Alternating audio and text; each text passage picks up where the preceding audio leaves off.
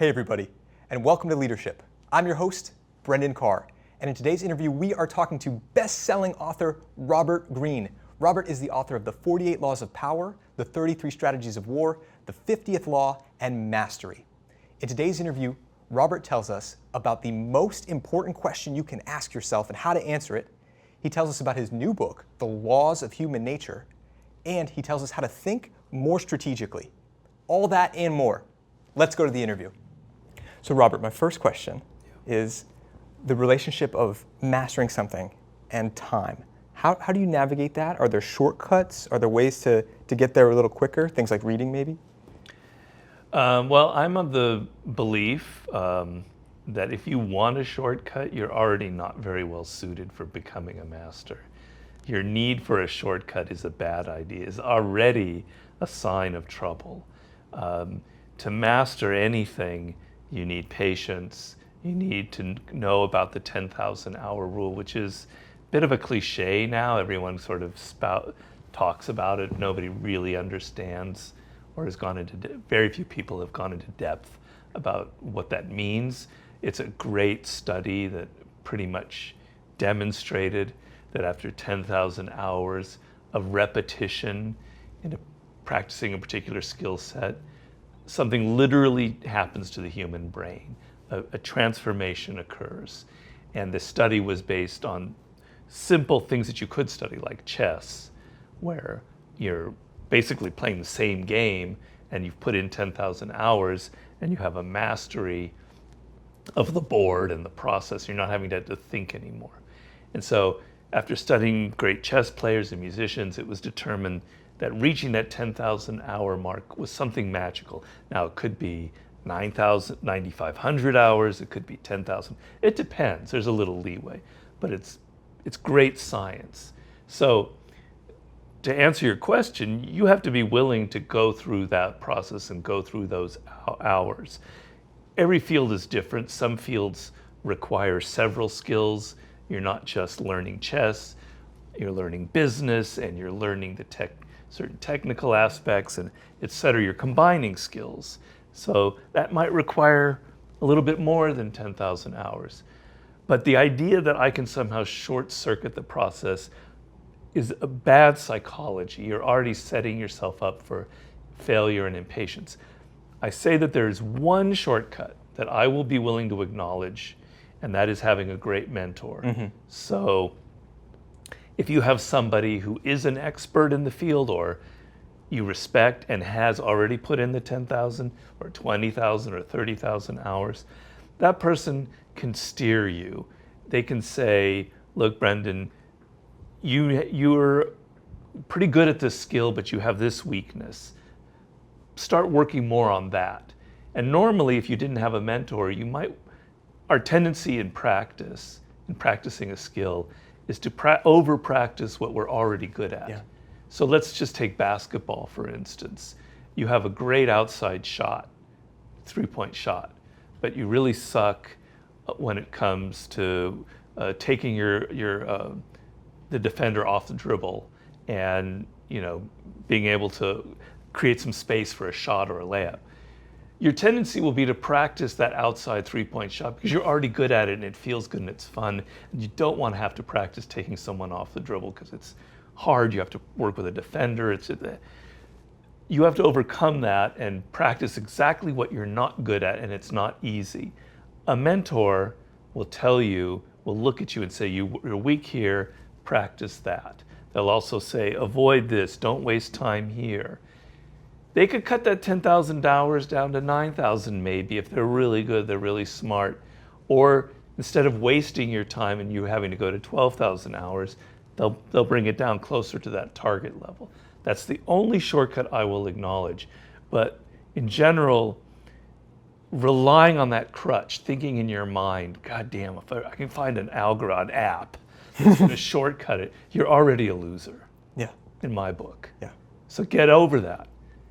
Embrace the pain, is what I say. Pain is good for you. It's great for you. When you work out, we all like to work out. I'm a fanatic of working out, and particularly swimming is my thing. It's painful. Yeah. You know, I swim long distances. I used to swim several miles. Now I can only do like a mile and a half at the most. But you know, you reach the half a mile or 3/4 mile, man, it's like, this is no fun. But when you finish and you've gone through weeks and months, you feel the value that you get is much greater than the pain. That pain, that resistance is good for you. And the idea that you want to sweeten the pot or shortcut or get something, you know, like a sugar high, you're already on dangerous ground. Yeah. So were you naturally inclined to do things like these long swims and take on pain and go through a rigorous writing process, or did you have a way to build into taking pain? I probably have a high tolerance for pain. I kind of probably built it up. I don't know. I mean, it's a good question. Some of it, I think, is slightly genetic. It's hard to say. I know my father, for instance, was very meticulous. He was not an intellectual or by any means. He was somebody really good with his hands. I told you he was a mechanic in the Navy. Yeah. But he loved building models, and he would build elaborate models of ships. You know, 18th century, 17th century galleons, etc. And I would watch him, and he was just incredibly patient for that kind of detail. I have no patience for working with my hands. I'm not very good at that. So, but maybe I kind of inherited that a little bit. And some of it, you know, when you're younger, when you're in your 20s, I probably didn't have nearly as much patience as I did. You've got that youthful energy, you're bursting, you want to try many different things. Yeah. You know, so I'm sure when I was in my 20s, I was a bit scattered and trying different things.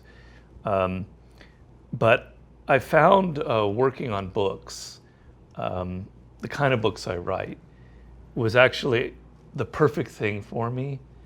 If I never found the kind of book like the 48 Laws of Power, I might not have amounted to much, because I am a little bit scattered by nature. And having to write a book made me focus, it worked into all of my strengths, because I love reading. So I think writing the books has kind of altered my brain and made me a lot better able to withstand that. But when it came to exercise, I've always sort of liked long distances, cross-country running. I can't do that anymore, but I used to run. I don't know why, but I liked the distance type things where you had to overcome your own mind. You had to kind of discipline your own, those levels of pain. So I always sort of enjoyed that kind of thing.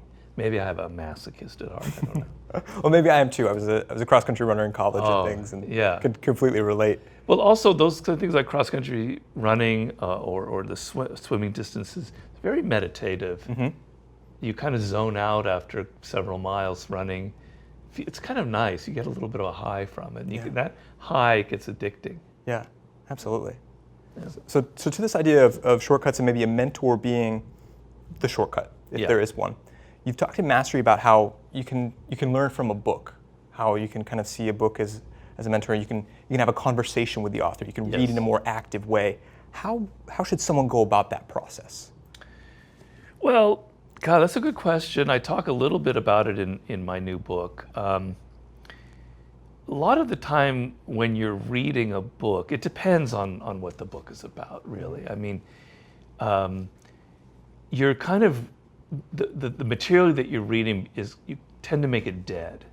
And I'm thinking what you want to do is to make it come to life. Mm-hmm.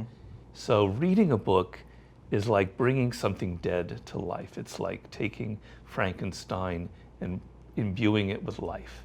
Now, what do I mean by that?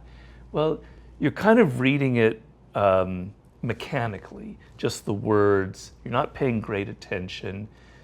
You don't realize that the writer, if it's a good writer, when they had those thoughts that they're writing about, it was something very exciting to them at the moment, very alive.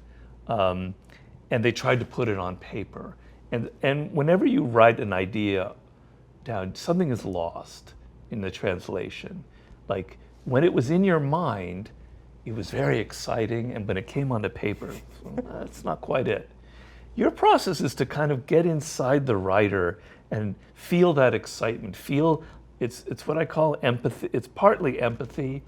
It's in mastery, I call it thinking from the inside out. You go inside the book, inside the spirit. You try and recapture what they were feeling, not just what they were writing. I know that's abstract, and we could talk for 3 hours about the process. But for instance, on another level, let's say a biography. Napoleon Bonaparte was the hero of the 33 Strategies of War, one of my favorite people to study. I call him the Mozart of warfare. He went well beyond the 10,000 hours when it came to strategy. He was absolutely a genius. I read maybe 4,000 pages worth of material on Napoleon to prepare for this book. Gosh. Particularly one great book called The Campaigns of Napoleon by, I believe it's David Chandler. It's about 1,400 pages, and it's incredible detail about every battle with great maps. I highly, book's way out of print, quite expensive, but it's if you love Napoleon and you're into battles and maps, this is the book for you. Anyway, my goal was, I want to bring Napoleon to life. I want to feel like he's in the room with me here. I want to know how he thought, what made him a genius. So I go into it and I'm trying to dig it up and come to terms with what's alive about Napoleon. And I found that the books I read were missing his genius. They were not quite getting at it. I'm not saying I'm the only one that did, but I felt like at a certain point I understood him. I understood how his brain worked. And I came to the conclusion that what made Napoleon so great was he had a mind for organizing information that was vastly superior to anybody else before the invention of computers. And it was his ability to assimilate vast amounts of information and create strategies in the moment that made him feel so superior.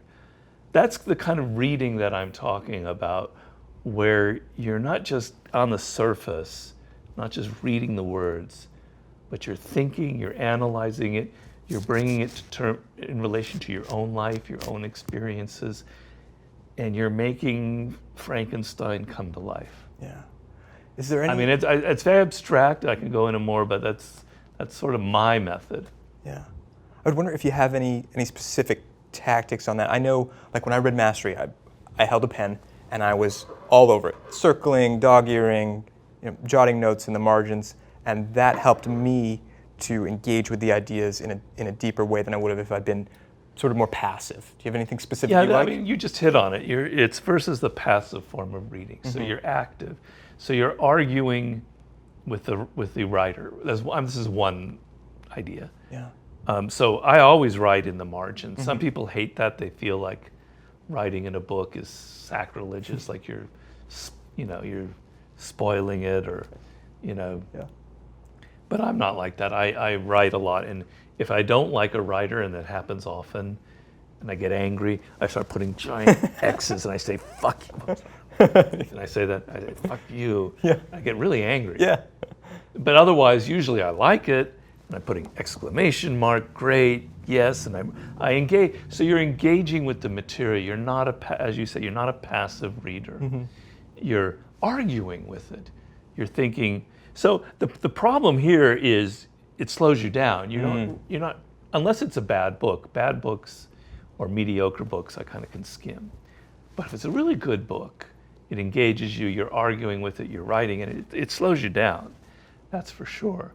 But I maintain it's better to read one juicy book that grabs you, that really engages you, that really makes you think, than to read 10, kind of trivial books that don't have it. So writing in the margins, arguing with the book, trying to think more deeply about what the writer is saying, analyzing instead of just reading it, and bringing it to your own life. So if I'm talking about, like in Mastery, just to bring in the war aspect, Cesar Rodriguez, the the fighter pilot, Yes. who's the last decorated, what do you call it? An ace. Ace in the in Air Force. Was he in the Air Force or the Marines? Air Force. Air Force. Thank you, God. I'm talking about. He was someone who was not your typical ace. He wasn't a golden boy. Mm-hmm. He's like 5'5". He didn't look like a fighter pilot, Mm-hmm. and he felt like he had 3 strikes against him the moment he started. He was a slow learner. He wasn't a natural at it, and so he had to learn. I call it trusting the process. That if he practiced harder than the golden boys, if he spent more hours on the simulator than they did, if he didn't take for granted his skill, he would catch up with them. Now you're reading that and you're going, blah, blah, blah, and you're not really paying attention. But if you're smart, you're going, all right, when did that happen to me? When have I, in a sport, I felt like this wasn't good for me. Maybe I gave up too early. I talk about the frustration and how frustration is a good thing for you. If you're frustrated, it shows your body and your mind is telling you that you can actually overcome something. And the moment you're feeling frustration is actually a turning point, a good moment. Relate that to yourself. Don't read about Cesar Rodriguez and think blah, blah, blah. Relate that to your own experience when you felt frustration and you either gave up or you push through it. That's active reading. That's making something come to life. Yeah. So frustration as a good thing, as something that we want. Are you saying it's a trigger? It's something to look for? Definitely. If you don't feel frustrated when you're learning something, you're not learning. Okay. And you're deluding yourself, and you're probably going. So they call that practice that I mentioned before, where you practice what you're weak at, deliberative practice in the business. When people talk about skills, you're deliberately working on what you're not good at. Your tendency is to try and make things easy for you because you don't like pain. We humans don't like pain. So if you're going through your practice and things are really easy, I'm enjoying it, it's fun, you're probably not learning, you're probably doing this lopsided practice that we're talking about. And you're avoiding your weaknesses, and things are going too smoothly. It's the frustration isn't just the fact also that you're not mastering it. It's also that it's kind of it seems like a mystery. You don't quite know what you need to do. Something is eluding you, and I maintain, and it's a little bit. You have to believe me, because there's not rigorous science behind this. I usually like to have things backed by rigorous science. It's based more on things that athletes talk about. But that moment of frustration, or actually mathematicians have talked about it, that moment of deepest frustration is actually a signal from your body, physically a signal, that you're actually on the way to a breakthrough. That you feel it's telling you, it's a signal that something is churning up inside you and you're not yet aware of it. So a lot of that is based on anecdotal evidence, like a great mathematician like this man Jacques Hadamard that I talk about. He would say his greatest breakthroughs, or Einstein, came just at that moment where you were about to give up. And there's a great instance of anecdote about the composer Brahms, and he was so frustrated with this one symphony that he was trying to write that he said, I'm giving up, I can't write it, I said, that's it. And the moment he gave up, the next day, all the solution, the perfect solution came to him. So there's a lot of, and athletes talk about that. So I'm basing it on anecdotal evidence and my own experience. When I'm writing a chapter, I get so frustrated and so annoyed. My girlfriend, I'm like driving her up a wall, I'm just like yelling at the cat. I can't take it anymore. I'm the worst writer. I'm about to give up. And like, it's almost mechanical. The next day or 2 days later, it all comes to, it all fits. So if you go through that enough, you know that that frustration is a good thing. And once you know that, it's very liberating because you're able to wait for the breakthrough moment that will come. You don't give up. You give up, maybe, but you're kind of kidding yourself, knowing that the moment you say, I give up, tomorrow or the next day, the great idea will come to you. So it's a little bit of faith, but frustration, if you don't have the frustration, you're not on the right path. Well, that's a fascinating take on this. Yeah, I wish I had more science, but maybe it's another book to write sometime about that. Maybe, yeah. But yeah, I think most of us tend to go with what's comfortable. We tend to follow the path of least resistance and to go where it feels good. So amazing. Robert, you talked about Cesar Rodriguez and being a golden boy, and so many people, they'll follow sort of a predetermined track in career. And I see this in the military all the time. People talk about in their particular line of work, they want to follow the golden path. You go to this job and then to this job, and then you become a commanding officer one day. For people who want to develop mastery, though, how can they navigate while still wanting to progress in rank and things, but also meeting what's going to be best for them and true to that life's task that you talk about? Well, I'm not in the military, so I don't know exactly what you're facing or the different options that you have. And I'm a practical person, so I never tell people just go follow whatever you want to follow. It's because that's bullshit. You have to make a living. You have to fit into the structure of the military. There are only so many different kinds of positions you could go after. But within those constraints of the field that you're in, there's some room, right? Yeah. And the problem that most people have is they follow what other people are doing, or they follow the career path that leads to the most money, the most attention, the most glory, that seems like the most exciting, the sexiest thing, because that's what other people are doing.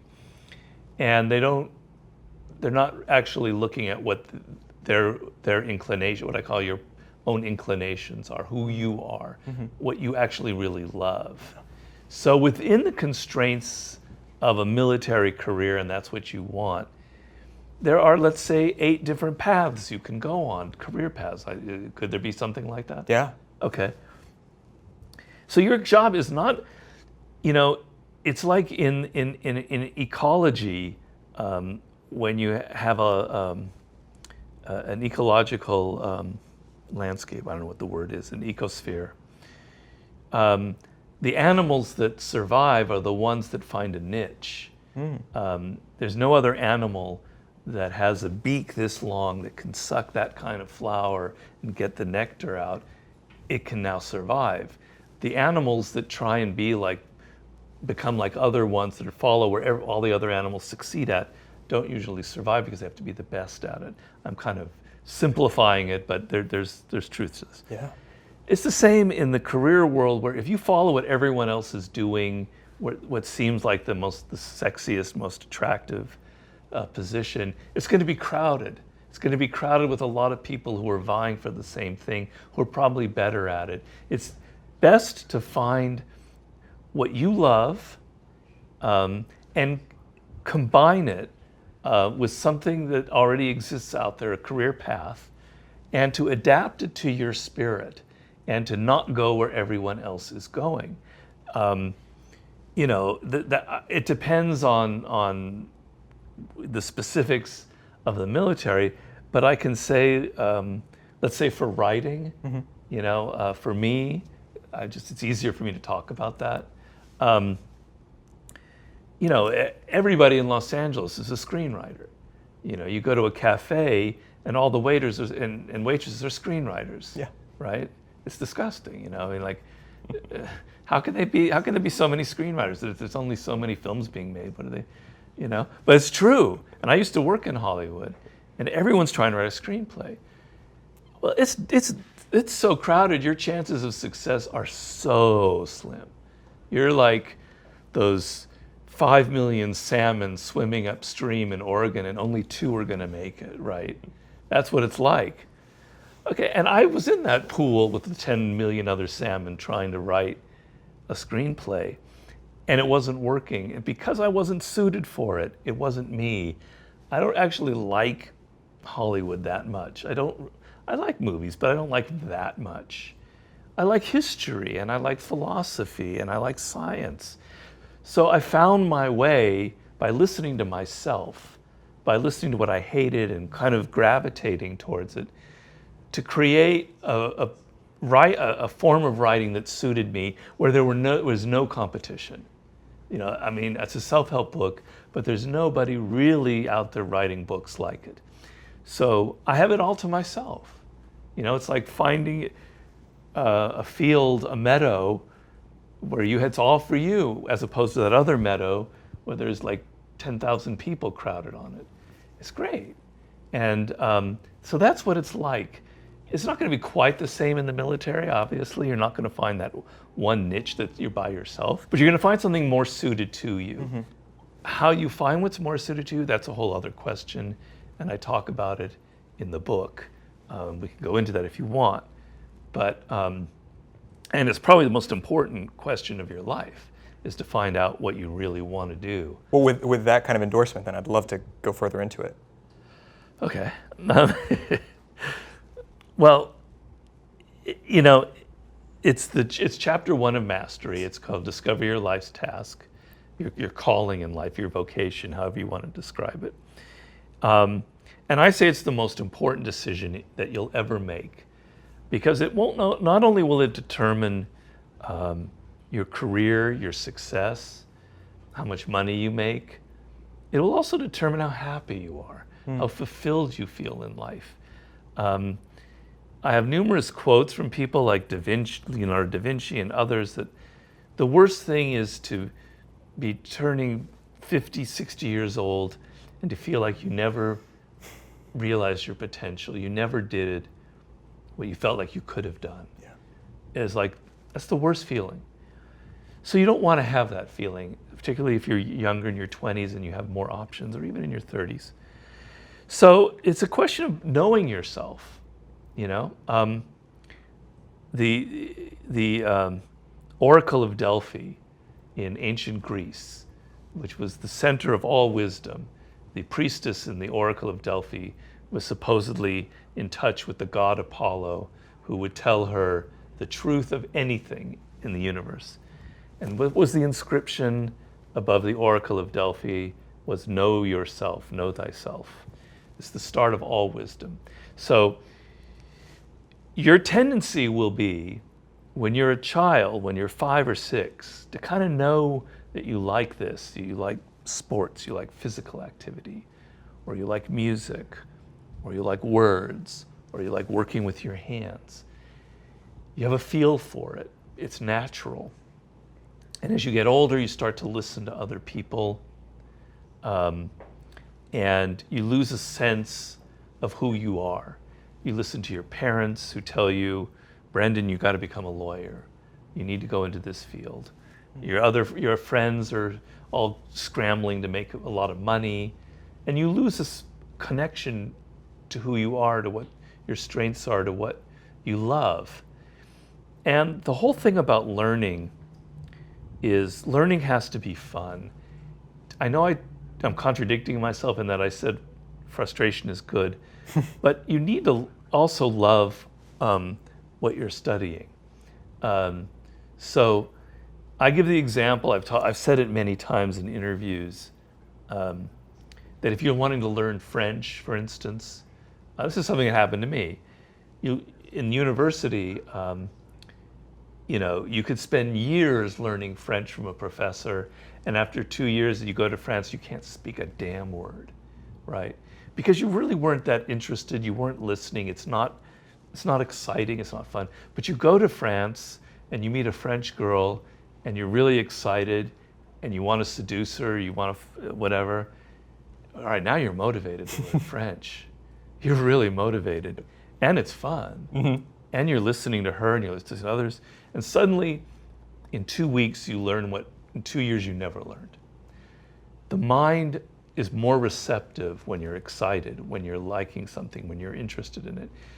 So we were talking about shortcuts. Well, it's not a shortcut, but it streamlines the process a little bit, because when you know that in your own experience, when you're studying math and you don't like math, it goes in one ear out the other. But if you love math, you're paying deep attention and you absorb things. So connecting to the subject, loving it, you will learn much faster. So you have to know yourself. You have to know what you're good at, what you love. There's a book I recommend for people. I can't remember the exact title. I think it's called The 5 Frames of Intelligence, something like that, by I think it's Howard Gardner. And he's basically saying that there are 5 forms of intelligence. One of them is kinetic, which has to do with physical motion. One is mechanical, having to do with spatial things. One is like music and math. One is words, etc. You're going to tend to have a mind that has one of these forms of intelligence. What is it? Know yourself. Know what that is. For me, it's language and words, etc. It's getting in contact with who you are, what you love, going back to that child, rooting out all the voices of your parents and your friends, finding those things that when you read online and you find a subject, what your eyes light up at, what you want to explore. It's a process. It's not going to happen overnight. It depends on how old you are, where you are in life. It's never too late to make an adjustment or to find who you are. I didn't write the 48 Laws of Power or start writing until I was 36. And up until that moment, I was kind of a lost soul. I was kind of unhappy and I was wandering around. It can take time. As long as you're trying, as long as you're exploring, it'll probably come. But if you're only following what other people are doing, you're in trouble. You might succeed for a while. You might get that law degree and make money, and when you're 28, like your mom and dad want you to. But by the time you're 34, you're tuning it out. You're drinking. You're getting on drugs. You're doing online porn. You're so out of it. You're so disconnected. You fall into various addictions, and it may not be something that destructive, but it's not engaging you. And you might have succeeded for a while, but you're going to pay a price. I'm telling you, it's the most important decision that you can have, is connecting to it and making it practical. So you're not going to want to become a poet or a rock musician just because you love music. All right, I'm going to start my own band. That's not necessarily practical, okay? But you love music. All right, let's find a path in music that is practical, that you can use. And maybe it will end up being a rock band, who knows? I don't want to discourage that, but I knew I wanted to write. That gave me the latitude to explore this vast area and then find my niche. Mm-hmm. You know that you love working with your hands. Okay, explore this. Or you love computers. Explore the whole area and you'll find your niche. But you've got to know what that first overall ecosphere is that you want to explore. Brandon, we could talk about it for hours, so I'm just going to shut up at this point, but you need to read Mastery to know more about it. But it is literally, to me, I want you to look at it as life and death, because you can spiritually die from engaging most of your working hours, your mental energy, in something that you don't love. Yeah, and the things you talk about that people would slip into in a situation like that, the drugs, pornography, alcohol, that is a path to death. That is, I mean, even if you're not dead, living where you use those things as crutches to get you through the day, is a path to death. And there are a lot of people like that in the world today. Definitely. I mean, the great thing about the times that we live in is that there's more latitude than ever. People of color, people of minorities, women, barriers are falling down. You could choose, more latitude for that. We don't have to follow what our father did. I don't have to become what, in the past. We're kind of more pigeonholed into what careers you could have. And there's this vast area on the internet, et cetera. access to information and knowledge. So it could be a golden era for finding yourself in this way, but it's also a very dark era in that there are many paths to lose yourself in. And so you have to be strong, and you have to know that this is the path that I want to follow, and to follow it with a lot of energy, because there are a lot of dangers in the world. Yeah, and it takes a disciplined person, I think, to pursue something in the way that you talk about in mastery, to keep working at it when there are so many options. And you could try to be a doctor and a lawyer and a dentist and all those things all at once and keep them open rather than pursuing. Yeah, and I like giving concrete examples. So I give one more example on this subject. There's somebody I talk about in there, Paul Graham, who started a company most recently called Y Combinator. I mean, he started it 12 years ago, and he sold it, but it's a $1 billion company in Silicon Valley. He's a genius. He's a master, and I like his story because of the path. He loved computers. He was a hacker. I mean, a real hacker when he was 17 years old, back in the 70s, when hacking was, there weren't very many of them. And then so he got into computer sciences, and he thought that was his path. And AI in the late 70s, when AI was not really, nobody knew about it. And then it wasn't quite working. He wasn't happy. It didn't feel right. He hated academia. He hated politics. He hated offices. He's a rebel. He gave it all up, and he decided, I want to be an artist. I want to paint. And he went to Italy, and he went to art school, and he learned to paint, and he really loved that. And then he came back to New York, and he was kind of an artist in his loft in New York. He wasn't making any money, but things were okay. And then he heard an ad on the radio in 1995 saying that the internet, the future of the internet is people will be selling things on the internet. And suddenly a light bulb went on in his head. He goes, man, all right, I've had all these skills. I could make a platform that will allow people to buy things on the internet. And I can design it because I've been studying design. In other words, not just computers and AI and all that. I've been studying what's aesthetics and what's pleasing to the eye and the psychology of art and how to design things.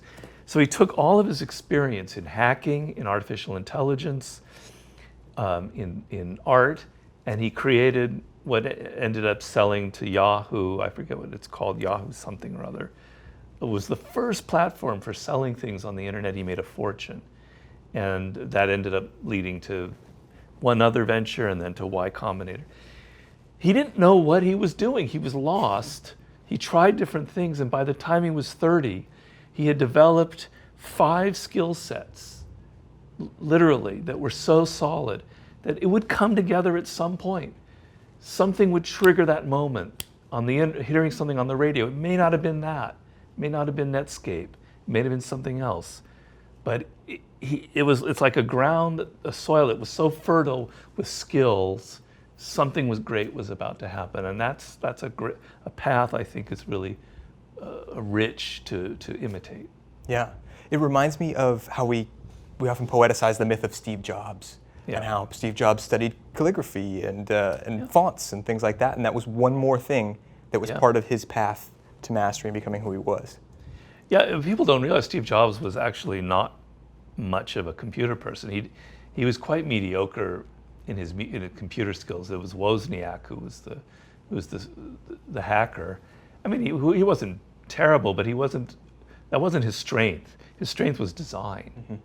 Mm-hmm. And his story is interesting because when he's like 5 or 6 years old, he's walking with his stepfather somewhere in Silicon Valley where they grew up. He grew up in Northern California. And he passes an electronics store with all the gizmos in it of the time with their tubes and everything. And he goes, wow. He got so excited by technology, but the design of technology, and this is a 5-year-old, that's what I'm talking about, like when you're a kid, in a very visceral way, something strikes you.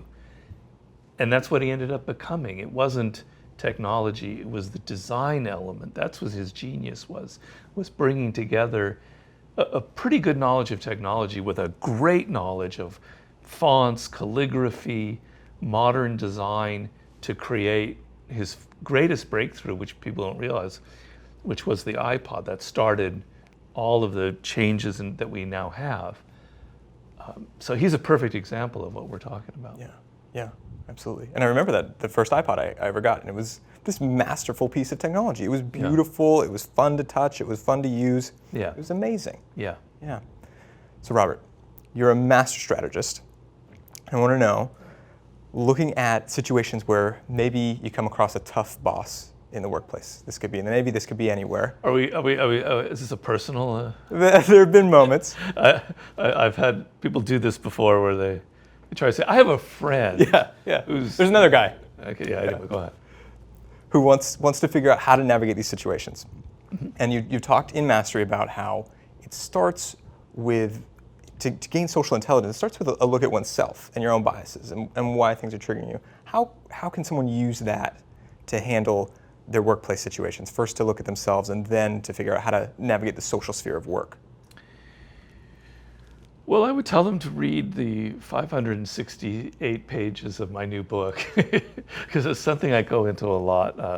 It's kind of scattered throughout the book, which is basically what I took in that is chapter 4 in Mastery on Social Intelligence and expanded it into an entire book.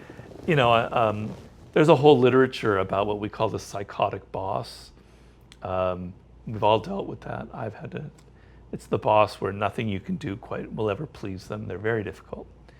And it's a really awful situation. And then there are gradations where there's the less than psychotic boss, but he or she's just an a-hole, and they're just really hard to deal with, you know? Yeah. We've all been through that. Well, okay, so what I'm talking about and what you're referencing is you have to realize the worst thing is to take everything personally and get emotional. So people who are psychotic bosses, their power is in grabbing your emotions and entangling you in a drama. They're better at it. They're more aggressive. They're nastier. They're more difficult. They're more amoral than you are. You're never going to win playing to their strengths. They thrive on making you emotional. So you have to learn in general in life to stop taking things so emotionally. Now, it's not everything. I do want you to fall in love and have a family and love your children, etc.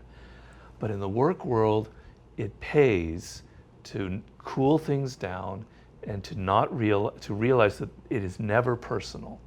So when you're facing this person, this boss, your tendency is to take it personally, to think their anger and their difficultness and their aggression is directed at you, that there's something about you they don't like or whatever. Definitely.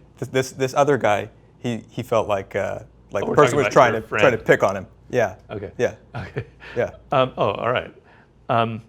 It's never about you personally. Never. Hardly ever. People who are like this, I go in the book, I delve deeply into their psychology. I give you numerous ways for understanding them. But the gist of it is they're reenacting dramas from their own troubled childhood. They have terrible issues. They're reliving things from their horrible father or their mean narcissistic mother or whatever it was. Generally from very early in childhood, maybe a little bit later. And you're the target. They're just simply replaying their old dramas with new actors. It's not personal. It has nothing to do with you.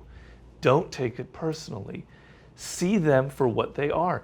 Understand that they are twisted people with some kind of issues. And I talk about what these various issues are. I go into all the different types of horrible people that there are in this world. And there are a good many types of them, from the passive aggressive to the narcissist, to the control freak, to all those types, you know. Knowledge will liberate you. knowing that this is what is motivating them. All right, now I have options. I don't have to react. I don't have to get emotional. I can retreat. I can withdraw. I can play certain games on them that'll, if you want to infuriate them and imbalance them so they'll leave you alone, you have more than enough material to do that. You have deterrent strategies from deterring them from being aggressive. You have options when you have knowledge. The other thing is you cut them down to size. You see them as the little child stomping their feet. In the war book, I'm having to read, Joseph Stalin is sort of my quintessence of the awful psychotic boss. There's nobody worse in history than Joseph Stalin. Imagine you have a boss that if you anger, you're sent to the gulag and you're going to die. So you have a boss that is holding life and death over you. He's terrible. He's horrible. I talk in War about the great Russian composer Shostakovich, who suddenly is meeting face to face with Stalin. He's so intimidating. He's got this look where he's just like, people were like, I'm serious. People would literally shit in their pants when he looked at them at this certain way, because they knew he looked at them that way. They're going to go dead. They're going to the gulag. They're going to die. Yeah, life is on the line. Their life is on the line. He gave that look to Shostakovich. Basically, this other person that was in the meeting was saying, Stalin was upset because this was a meeting about who was going to compose the new national anthem for the Soviet Union after World War II. And Shostakovich had written something, and Khachaturian and something, and Stalin was critiquing these people, and this one guy, and he was critiquing this one man's orchestration, and the man said, well, you know what, I actually didn't orchestrate it, this other guy did. And Shostakovich was realizing he just signed the death warrant for that young man who did the orchestration by saying that he did the faulty orchestration. It literally was going to mean that. So Shostakovich, in a flash, realized that it didn't fall for Stalin's intimidation game. He saw him as a little child, as a 6-year-old boy with a philandering father and a mother who beat him and an awful childhood, and he cut him down to size. I'm not intimidated by this man. He does not intimidate me. And in that moment, he had presence of mind, and he said, oh, such and such, your orchestrator is a very fine orchestrator. You shouldn't blame him. You should do your own orchestration from now on. He sort of saved the situation. But the mental process was, he cut this person down to size. He didn't fall for the myth. He saw them as a human being with temper tantrums, with issues, etc. When you fall for the myth, when you start thinking that they're greater than they are, when you start trembling, when your bowels start moving from fear, you're in their grasp. When you're reasonably calm, you maintain your presence of mind, you see them as a little baby that's throwing a tantrum, or whatever it is, you've got some control and you have options. If we're talking about strategy, the number one strategic principle that I say is the most important of all is the person who has options, has more options, is the one who will win in a competitive situation. If you only have one option, you're generally under the control of your opponent. But if you create a situation where you're there and you can go here, here, here, or here, that means you can react in the moment and you can take the path that might be the best for that situation. You always want options. And when you get emotional, when you react, when you get caught in their drama, you have only one option: anger. You start repeating in your mind the same thing over and over and over again. You've lost. You've already lost. When you're calm and you can not say anything, you can quit, you can be a toady for a few moments but not really feel like that's who you are. All right, you can choose. You're in control, and that asshole boss is not in control because you have options. Wow, amazing. Robert, you have such a knack for metaphor and image, and so many of the images of power and strategy that you use are about water. there's something dynamic about it. There's water, there's rivers, there's tidal waves. What is it about that idea that's so appealing in strategy and power? Well, I swim a lot. I'm kind of obsessed. My girlfriend will tell you, I take trips just so I can swim. Or in the ocean, or in this city, they have a great swimming pool, kind of thing. So, that's one thing. But, it's about fluidity, and it's a certain philosophy of life, of flowing with what, water can wear down the largest boulder. Give it 500 years, it'll turn that boulder into a pebble. And it's just through the force of that water. If you've ever taken a dam and released it, the power in water is intense. It can kill you. It has so many. It's also the source of life. Without water on this planet, we wouldn't even be here talking. A planet without water is a dead planet. And it's the greatest metaphor for strategy in Asian strategy. Now, I'm a great fan of Asian strategy, maybe more than Western strategy, because I think they understand strategy better. And those in the West who do understand strategy are more aligned with Asians. So von Clausewitz is actually kind of similar to Sun Tzu. Napoleon was probably the Western general who actually is most like what's the ideal of a Sun Tzu general, at least the early Napoleon. And for Sun Tzu and for Asian philosophy, water is the essence of strategy. It's adapting to the moment. It's always flowing to where you can channel it, where it's being channeled. It's using the kind of energy of the moment, what Sun Tzu calls shi, the kind of position of ultimate power is like water that's been dammed up and now it can explode. So the formlessness of water, it's the last law of the 48 laws of power is appear formless. I forget what the verb is never taking a form, is being fluid in life. Is people don't know you, they can't predict what you're going to do next. You're always reacting to the moment. The word flow for rappers, it's got so many points of convergence when it comes to powerful thinking, as opposed to rigid thinking that thinks in terms of preset concepts. That I'm just drawn to it from 1,000 different directions, and I've even built it into my new book. I'm always somehow returning to water, but I think it's just the essence.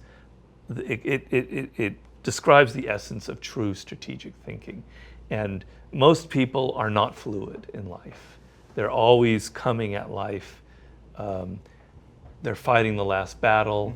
They have certain preconceptions, certain stereotypes. They're not in the moment.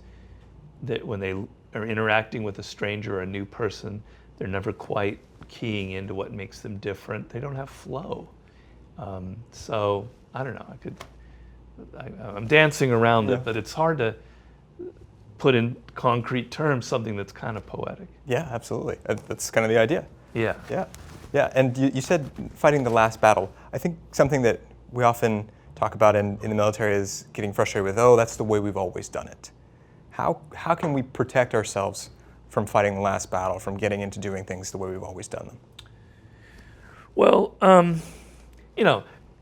let's be realistic. The military is a large organization. It's bureaucratic. It has to be bureaucratic when you've got hundreds of thousands of people in your employ. Everyone can't just be flowing and doing their own thing. You've got to have structure. Okay, we get that.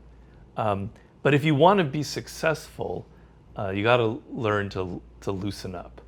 In the military sense, we were kind of loose in World War II because we didn't have a great military tradition yet. It was sort of the first instance, World War I a little bit, but where our military might was on display. And we had some great generals in World War II who were quite fluid in their thinking. My favorite happens to be Patton, because I think he was quite a brilliant, he maybe wasn't a very good person, but he was a great strategist. And then after World War II, the military, the Pentagon became such a bureaucracy. And it was exactly what George Marshall tried to prevent. He was more of the Defense Department, but he was trying to imbue a very open spirit. It became such a bureaucracy. It became this complex and such rigid thinking, as opposed to maneuver warfare, which is a little bit what was happening in World War II. It became attrition warfare. Let's bomb the Vietnamese. We're going to bomb them into oblivion. We're going to pour the American military might in and level them. And it's very rigid kind of thinking. It's very fighting the last war type thinking. And it led to our greatest disaster, to an utter catastrophe, the worst military adventure in our history. And they learned the lesson. And after the Vietnam War, there was a shakeup in the military. And there were now mavericks coming up. And there were people who said, we have to learn from terrorists and insurgents and guerrilla warfare. And we have to learn counterinsurgency. There were already seeds of that in the 50s, but it really took off after Vietnam. And people like John Boyd, but there were others. And Desert Storm became kind of the model. They kind of let go of that Vietnam sort of syndrome, and they had tremendous success. If you want success in life, if that's your goal, if you want to win, you've got to let go of what worked the last time. So it simply comes down to this formula. Do you really want to win? If you really want to win, if you're not bullshitting, if you're not trying to act like you want to win, but you're just all into the attention and the ego, then go ahead and use the strategy that worked a year ago and think that it will work again, because your ego is tied to that. You think that strategy that worked a year ago is because I'm brilliant. Well, maybe a little bit, but also because the luck, because of the right moment, there were factors. It wasn't just you. You need to adapt. So your ego intervenes and you think, I've got to do what I did last time because that means I'm great. And to try something else means maybe I'm not so great. That means you're not really into winning. If you really want to win, if you really want to be successful, you have to be in the moment. You have to look at the circumstances. No two battles are the same. Yes, there are similarities. Yes, Hannibal's defeat of the Romans at Cannae bears some similarities to some of the counterattack strategies that were used in World War II, or I don't know exactly what, but there are some parallels, but it's never the same, right? The technology is different, it's never the same. Every war is different, every battle in life is different. That doesn't mean you let go of everything you believe in. Maybe the last strategy will work, but you want to face a new situation. Let's say you start a job. All right, it's a new battle. My new job is a new battle. And you're going to refresh yourself, like you hit that refresh button on the computer. I'm starting over. I'm letting go of my preconceptions. I'm in the moment. I'm studying the people that I'm now around. And I'm at square one, or I'm back to zero.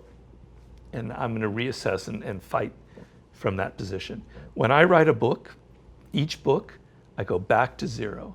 I tell myself, Robert, you're actually a terrible writer. This is going to be your worst book. This book is going to suck. People are going to really think that you lost it. Your mother's going to not return your phone calls. She's going to be ashamed.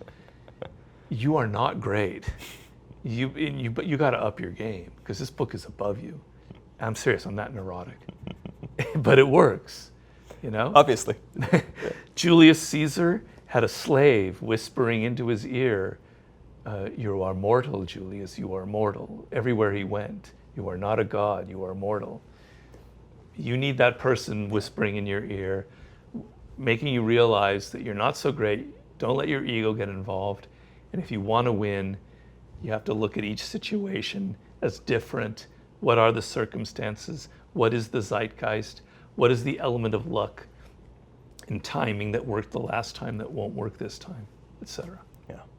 So you talk about your writing process, and you have a new book coming out soon on human nature, and it's apparent through all your books that you have a keen understanding of human nature. You could say that so many of them are about human nature. So what new insights are you coming to in this new process? Well, I mean, the insights, okay. I'm basically of the opinion, I like looking at us as if we are animals, which we are, okay? And so when you look at zebras, or even your pet dog, they have certain behavior patterns that are obvious after a few, they're pretty simple, and you can study them. And the zebra will always go to the water hole at this time of day to avoid, your dog will always do this. Well, we think we're so sophisticated, but we're actually, like a zebra and like a dog. We have patterns of behavior. We're not limitless in what we can do. We're not gods. We can't suddenly do something that's not in our nature. We have a nature. Where does that nature come from? Well, yes, we're more complicated than a dog or a zebra, obviously. But we're not that much more complicated than chimpanzees, which we are very much related to. And I tell people, if you want a great experience, if you're ever in Australia, go to the zoo in Sydney and watch the chimpanzee compound, and you'll think, God damn, that looks like my office. There's the alpha male kind of strutting around, and all the other chimps kind of following him and imitating him, and it's got looks like your office. So we're not that different from chimpanzees, but we're more complicated than that. But we have a nature. It came from millions of years of development. And there are certain parts of this nature that are pre-verbal and that I like to indicate. So for instance, just to choose one of them, and I'm going to answer your question in a minute, but choose one of them. We're a social animal, a highly social animal. And that's what made us survive, and it's made us why we're here today. And we were a social animal before we had language. So we were grunting and we were gesturing, etc. And we had to communicate on a very high level to survive and to hunt. Hunting big game in a group of 10, 12, very complicated. Without language, you tried sometime with stones, and not easy. Okay, so we had to develop forms of communication. And one of the forms of communication we developed were emotions. Now, emotions, all animals have emotions. Lizards have a fear response. But humans developed much more complicated emotions hundreds of thousands of years ago. And they developed them to show on the face. You could show fear, you would show shame, you would show love or excitement. Animals do, but we had more gradations. We had joy, we had disappointment. And we used it as a form of communication. What this meant was, as a highly social animal, was that our emotions communicated themselves to other people very quickly, and they were contagious. So if one member of a group suddenly felt fear because something was on the horizon, perhaps a leopard was nearby, the group would see it and they would all feel fear together, and they would react together. It bonded the group more tightly. It allowed them to respond to things quickly.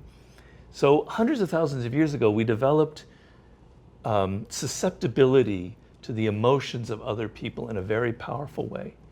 All right, fast forward a million years later to us here today on the internet, scrolling around Facebook or Instagram or whatever the hell you do. You're constantly feeling the emotions of other people. You don't know it. You think you have your opinions, your ideas, because you're just such a smart, rational, independent person. It's bullshit.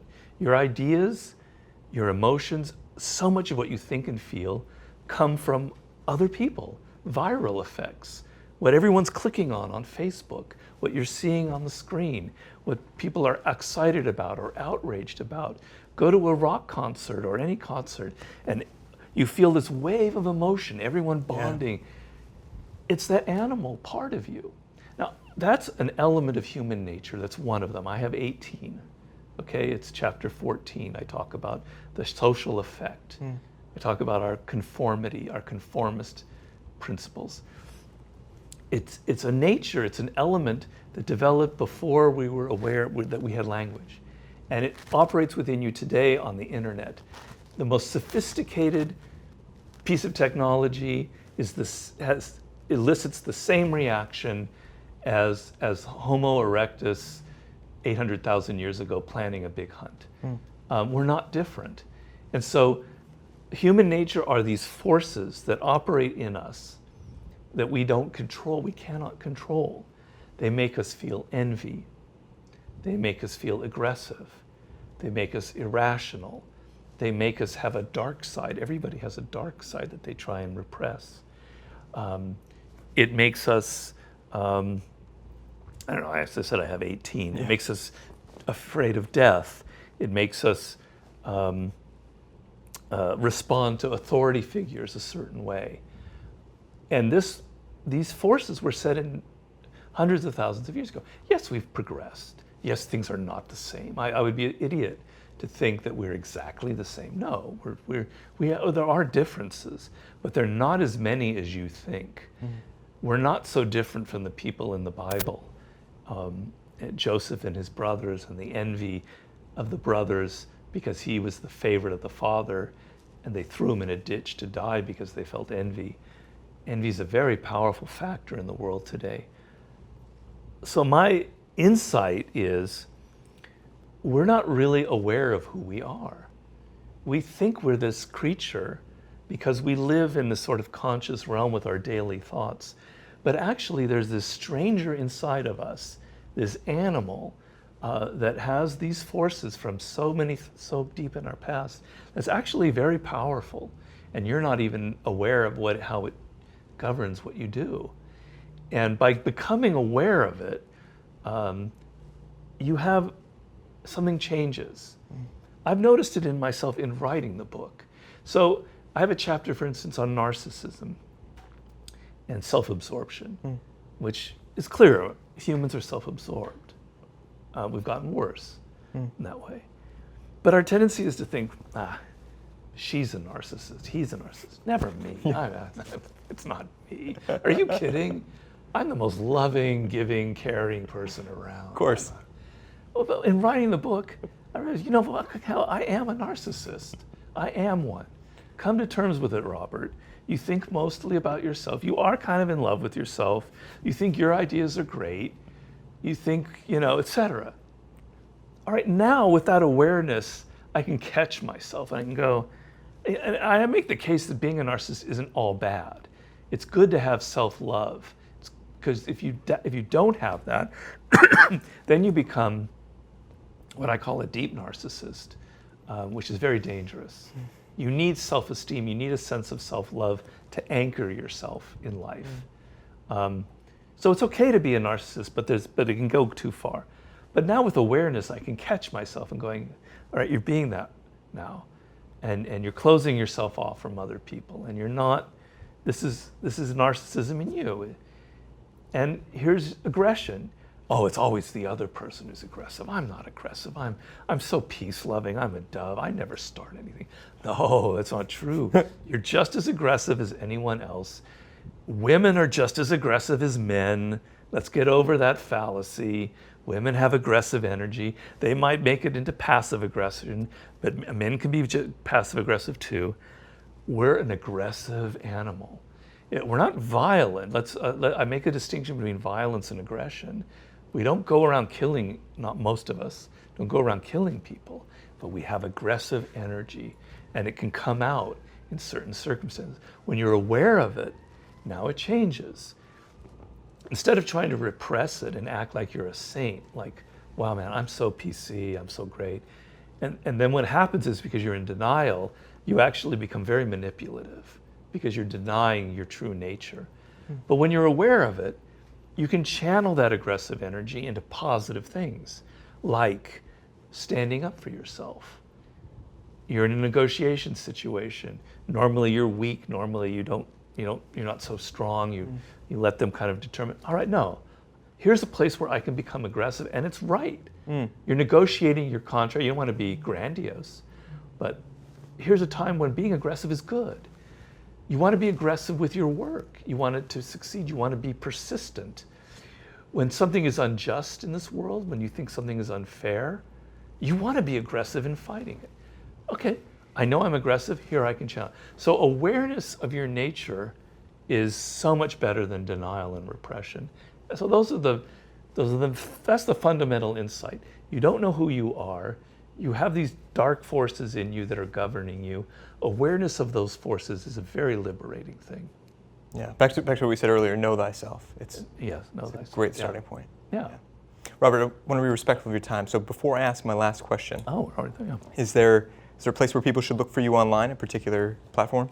Well, I wish I were better at this, but I have a website that needs some updating. It's called powerseductionandwar.com. Power, seduction, and the and spelled out war.com. In case people don't know, I wrote a book called The Art of Seduction, so it doesn't sound so weird. It's a little weird, seduction and war, but actually seduction is a form of warfare. And you'll find old blog posts, etc., and a link to a mastery page. I do have a website for mastery. And we're going to build something new for the new book on human nature. Great. And I'm going to start blogging a little bit more about things in the news. I haven't blogged for years. And the book will be out October 23rd. And I don't know if you're familiar with Ryan Holiday. Absolutely. Oh. Yeah. Huge fan. Oh, okay, cool. One of your proteges. My protege, yeah. My greatest protege. Well, Ryan handles my digital marketing. He's kind of the digital marketing master. And so we're going to be offering special things where if you subscribe to my site, etc., we'll give you some bonus parts of the human nature book that didn't get into the final version. There'll be goodies for you. But look for that in a couple months, more like in September, closer to the book launch. On powerseductionandwar.com. Yes. Well, there'll be links to the new site from there. Yeah. Okay, great. Yeah. So Robert, my final question. Yes. If you're talking to a young military leader and they're looking for advice to become a more strategic thinker, what suggestion would you give them? Well,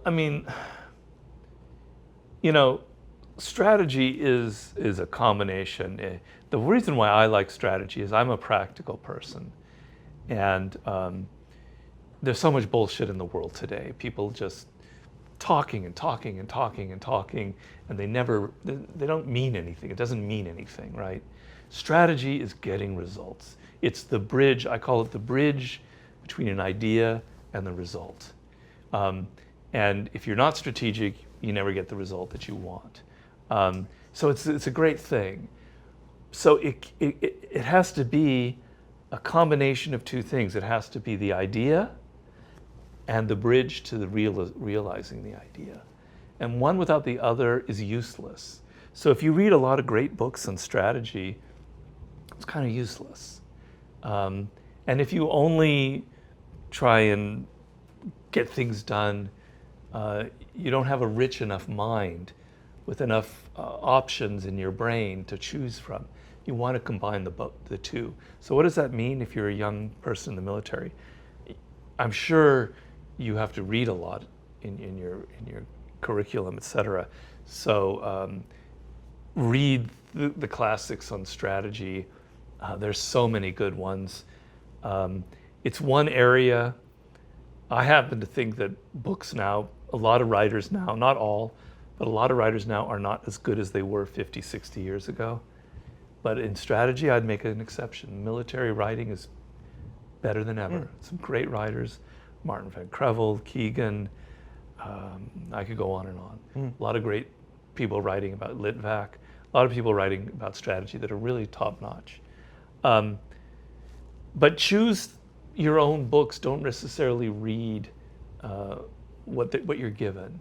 Read things that are more exciting, that are more relevant necessarily. I don't know, is John Boyd, for instance, Colonel Boyd, someone that is taught in classes these days? Oh, yeah. The OODA loop? The OODA loop is huge to, curriculum on situational awareness I used to teach. It's tremendous. Okay, so I mean, I'm operating from what I call a knowledge asymmetry. You know, I don't know as much as you do. There are a lot of asymmetries in war, and one of them is information. So I don't know as much as you do. But I'm personally attracted to people like Boyd who are outside the mainstream, but now obviously are accepted. And there are others, and there are other kind of radicals like that who are really interesting. You know, you can look at my bibliography in war. If you want to write to me, I have other books that I recommend. And then becoming a strategist in your life. So in a day-to-day sense, being more strategic, practicing it, not just reading about it. Looking at your, you have children and the boy is acting up. Applying strategy to that situation and using reverse psychology and using a kind of counterattack or flanking maneuver on your son. Not hard to do, and I can talk about that in another interview. Being strategic with your boss and your situation, with your career. Grand strategy. Well, don't just wait for you becoming a general and being in charge of you know, dealing with terrorism in the Middle East. Practice grand strategy on yourself. Where do you want to be in 10 years? That's grand strategic thinking. Okay, I want to be at this point. I want to be, you know, this is a person I admire. I'm going to get there. Okay, now a plan for where you'll be in 5 years, and in 1 year, in the next month, and building that up. A strategist in life, dealing with your boss, dealing with colleagues, practicing it every day, catching yourself, getting emotional, stepping back and saying, no, remember Robert's #1 principle, options. The person with more options wins. If you're playing chess and you put, it doesn't matter if the other side is decimated, if you have less pieces, but if your queen is in a position that can attack from 4 directions, you're going to win. You know, options. Think of that. You're in a new situation. How can I have options to maneuver? Be a strategist in life, not just reading the books. That's my main advice. Amazing. Robert, thank you so much. Oh, my pleasure, Brendan. This was a lot of fun. Thank Great. you. I'm so glad. Yeah. Hey everybody, thanks so much for watching. This was so much fun for me to make. Robert is a real hero of mine. If you like this, there are more episodes coming just like it, so be sure to subscribe. And until next time, remember, great leaders lead by example.